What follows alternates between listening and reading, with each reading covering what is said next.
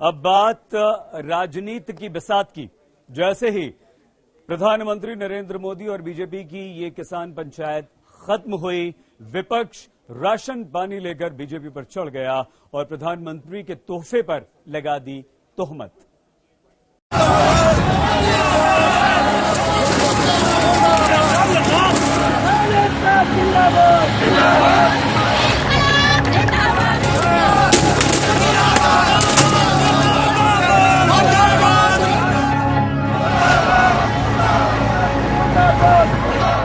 एक तरफ तो देश में किसान आक्रोश दिखा रहे हैं, कृषि कानूनों के खिलाफ एक तूफान मचा रहे हैं।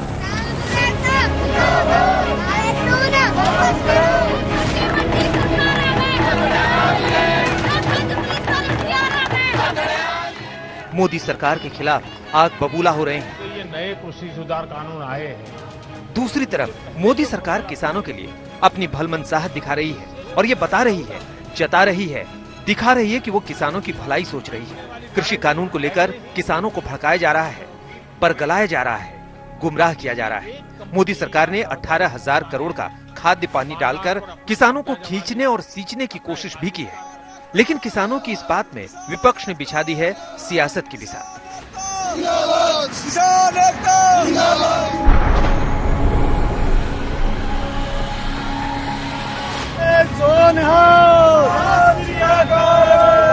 मजदूर संघर्ष कमेटी जिंदाबाद।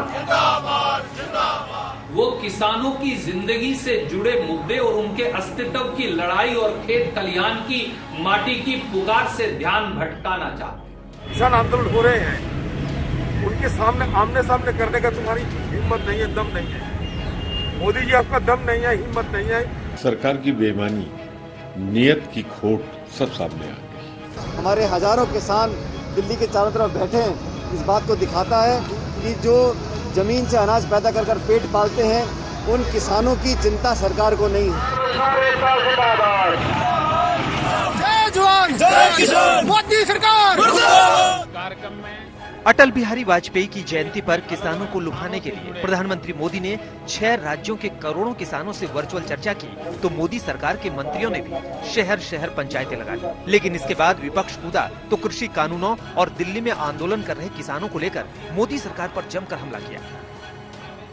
जिस दिन प्राइवेट और सरकारी एजेंसियां दोनों अनाज मंडी में बोली पर ऑक्शन देना बंद कर देंगी, उस दिन किसान को न्यूनतम समर्थन मूल्य मोदी जी मिलेगा कैसे, देगा कौन और मिलेगा कहां? इन 3 सवालों का जवाब आप देते नहीं।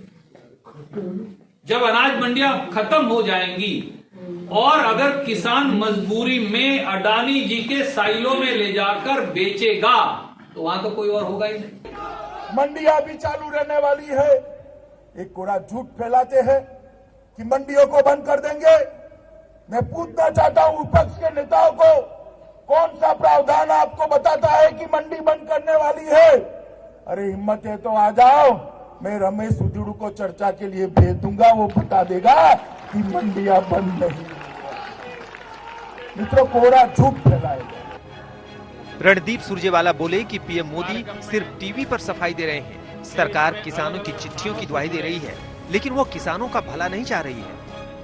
कि अगर किसानों के साथ इतना लगाव रहे, सही मायनों में अगर है, किसानों को साथ आपको लगाव है, आप किसानों के बारे में अगर सोचते हैं, किसानों को आप प्रेम करते हैं, आप किसानों को मदद करना चाहते हैं, तो क्यों लाखों की तादाद में किसान आज परेशान होके खुले आसमान की तले शीत की कहर में ये जिंदगी गुजर रहे हैं? इसके बारे में तो आपको सोचना चाहिए। आपसे ज्यादा दूर नहीं है, 22 किलोमीटर तो दूरी बैठे हैं। आप कब चले जाते हो? आप मध्य प्रदेश किसानों से बात कर सकते हो, लेकिन यहाँ से 22 किलोमीटर दूर में जहाँ खुले आसमान की तले महीनों भर 30 जान गंवाने का बाद भी किसान बैठे हैं, आप उनके साथ बात करके उनका जो समस्याएं है, उनका जो मांग है, वो पूरी करने में क्या दिक्कत है आपको? पीएम मोदी ने 9 करोड़ किसानों के खाते में 18,000 करोड़ रुपए ट्रांसफर किए, तो कांग्रेस ने इसे भी मुद्दा बना लिया।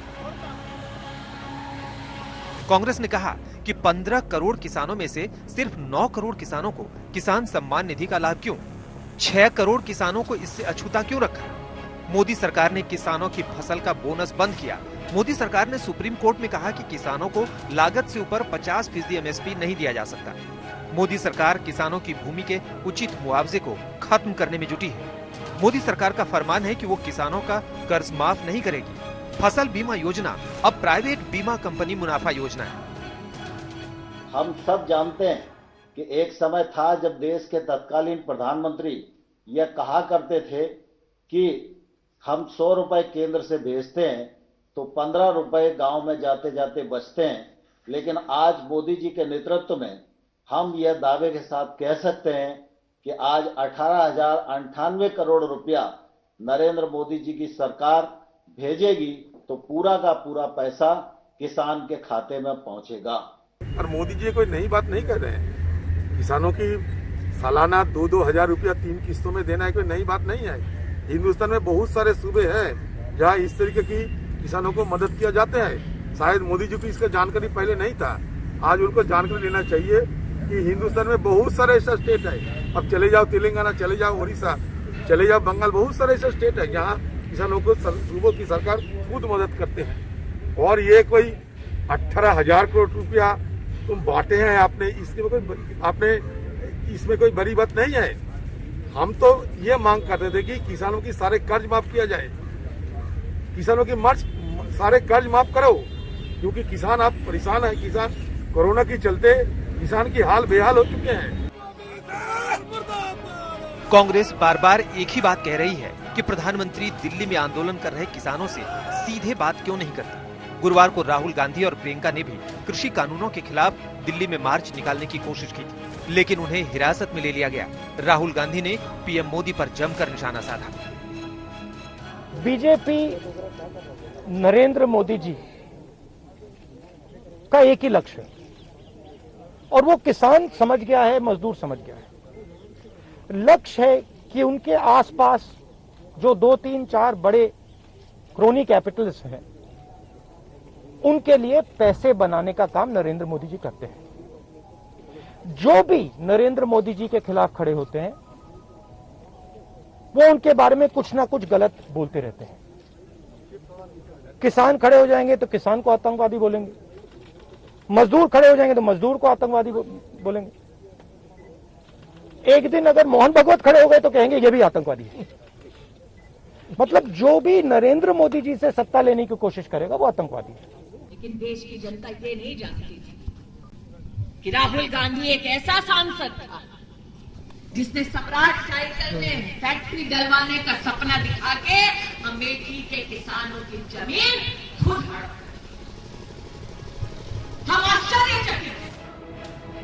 सिर्फ कांग्रेस ही नहीं, यूपी में अखिलेश यादव और उनकी पार्टी अपनी सियासी जमीन मजबूत करने के लिए किसानों के मुद्दे पर बीजेपी के खिलाफ सोशल मीडिया से लेकर सड़क तक मोर्चा खोले हुए है।